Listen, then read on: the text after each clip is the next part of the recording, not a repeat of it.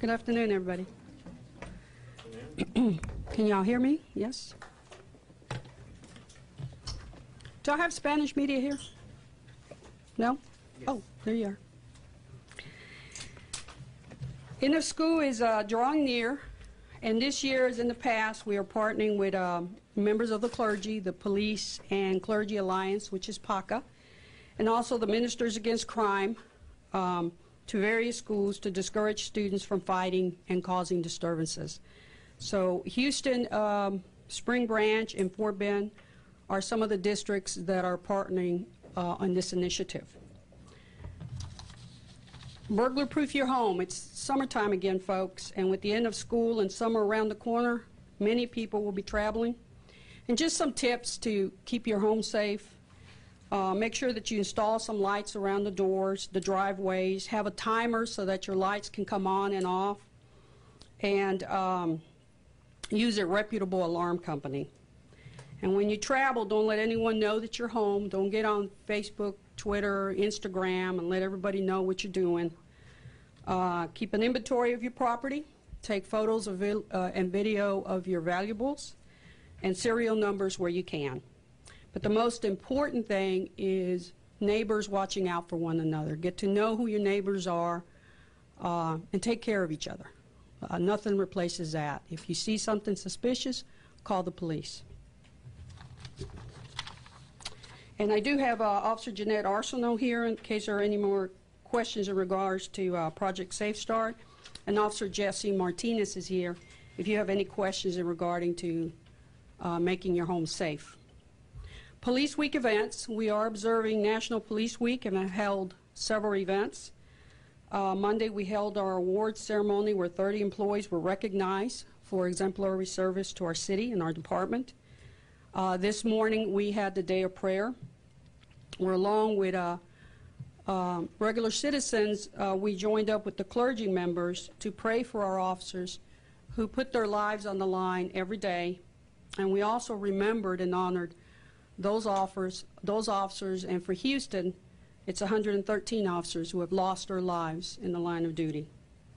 And just as a matter of fact, today, 1 year ago, Officer Richard Martin was killed when he laid out some spikes to stop a robbery suspect from fleeing. So I ask that you remember his sacrifice, that you remember that Officer Martin was a good man, and that you keep his family in your prayers. And finally, Friday is our police memorial ceremony. Begins at 7 p.m. All are invited. Because of the weather, we're anticipating holding it at Fondy Recreational Center, which is located at 110 Sabine Street. This event includes a candlelight vigil and a roll call of the names of the 113 police officers who have lost their lives in the line of duty. Memorial Day is May the 30th. There will be much celebration in our parks as well as on our waterway. So our police officers will be out also to make sure that everybody celebrates in a safe manner. The Marine unit will have extra patrols on the water during the Memorial Day weekend. Our DWI task force and unit will be out as well. So if you are boating while intoxicating or driving while intoxicated, you will be arrested. The DWI unit will be participating in a multi-agency effort to reduce the number of impaired drivers. And just a reminder, this is our 5th anniversary of the line of duty death of Officer Kevin Will, who was killed by a drunk driver on March the 29th. And also, all weekends in Harris County are no refusal weekends, meaning if you refuse a field sobriety test, a judge will authorize that your blood be drawn.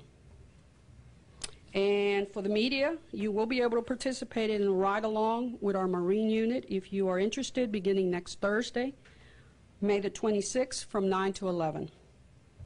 And if you are interested in doing that, please get with our PIO officer, Victor Sentes, who's right here. And now this is the fun part of what I like to do. If I can have Ms. Cabello, Ms. Maria Cabello, come up.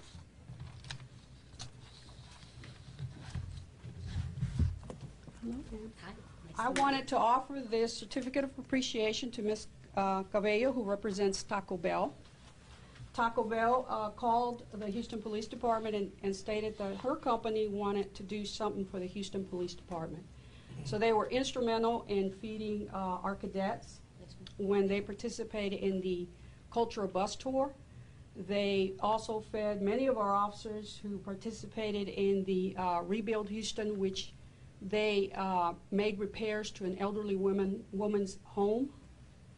And they also fed at least 3 patrol stations that I'm aware of during the flooding event. Obviously, because our officers had to work long hours and be available for calls for services during this event. And they stepped up and made sure that we were fed. So on behalf of the department, thank you so very much, and we appreciate all Taco Bell does for us. It's my pleasure. Thank you. And I love the taco salad. Oh, fantastic. Thank you Thank so you. much. And now I'll open it up to questions. Chief, do you have any update on the stabbing situation on the north side with that 11-year-old? We just saw multiple reports that they had the suspect in custody. Can you talk about that at all? I know that it's an active investigation. We do have a person of interest, but that's all I can say at this time. Chief, do you know anything about the crime on that side of town and anything about that neighborhood in particular? And is there anything being done about it with additional children or anything like that? Well, we're always cognizant of crime in our particular neighborhoods, and I guess what makes this particular incident so horrific is because it involved a child, an innocent child who really had this incident shouldn't have happened. But yes, the captains always assess what they need, where the areas that there are problems with, and we assess our manpower based on that in terms of putting officers where we need to put them. But in general, in terms of crime data, as far as violent crime, we're down about 7%. What about that specific area? You said you guys pay attention, depending on the neighborhood. Do you know anything specific about this neighborhood, the Folsom area? I can give you some crime data afterwards. Can you speak at all to the homeless population on the north side and that north side village? A lot of folks out there telling us today that they're a problem, that whether or not they have mental illnesses or substance abuse, that it's a problem in the neighborhood. Can you talk about that at all?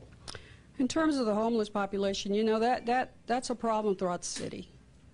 And that is a problem that the mayor has indicated that he wants to address during his tenure. As far as what we do as the police department, first of all, it's not against the law to be homeless. There are officers that we have with the mental health unit that are dedicated to those who are mentally ill, and also officers that we have that are dedicated to the homeless. And what we do is, using our resources, we try to identify resources to get them in a safe place and to get them the help that they need. But obviously, it's an issue of resources and trying to address a large problem that is a societal problem. Can you speak at all about Kush? A lot of people there saying that has been an issue and that drug is dangerous. I know yesterday we were reporting on the big crackdown involving synthetic drugs. Can you talk about that drug at all? It is a very dangerous drug. It's very addictive. It's very inexpensive. It's targeted toward young people. We have been looking at it from a legislative perspective. I don't know how successful we're going to be. We try to, whenever we go out and give speeches, especially to the schools and to the different communities, we try to inform the community about this particular drug. But it does cause people to be violent. Yes. Is there any indication that that happened in that case yesterday? I'm not aware of that.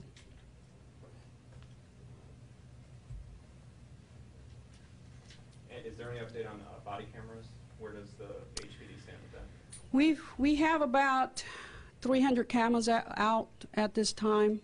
Right now we're working on some infrastructures in the jail division, and I anticipate the beginning of June sometime that we'll be looking at vehicular crimes division followed by South Central.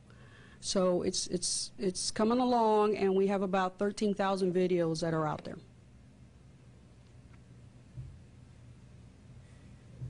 Going back to the scene with the 11-year-old boy, I didn't know, we had heard that there were additional officers there for the walk home this afternoon. How long do you guys plan on keeping officers there in that neighborhood? If that's still a big case? As long as we need to ensure the community that we're out there and that they're safe. I mean, this was a traumatic event for the community. It's also a traumatic event for us. Why? Because you don't like to see an 11-year-old become a victim of a crime. So obviously that resonates with all of us. What would you say to the parents out there who allow their kids to walk home from school? They're obviously on edge. You as the chief, what would you say to them? Just to take precautions, make sure that they don't walk alone. You know, a lot of times the school gets together and puts together a group of parents that take turns making sure that their kids go in a safe manner. I'm a mother as well, and that would concern me, but what I would want to do is ensure that my child has every opportunity that he or she can get to be safe. And that means parents getting together, the school getting together, and of course the Houston Police Department will do our part as well. I know you say you have a person in custody or A person of interest. Person of interest. Do you are you getting cooperation from the family members out there in terms of tips or whatnot? I have no indication that we're not getting cooperation from anybody. So this is an active investigation, and we're following leads very actively. And just to be clear, from your understanding, you don't know if the U.S. Marshals have that person in custody, that person of interest? No, I do not. Okay. Thank you so much.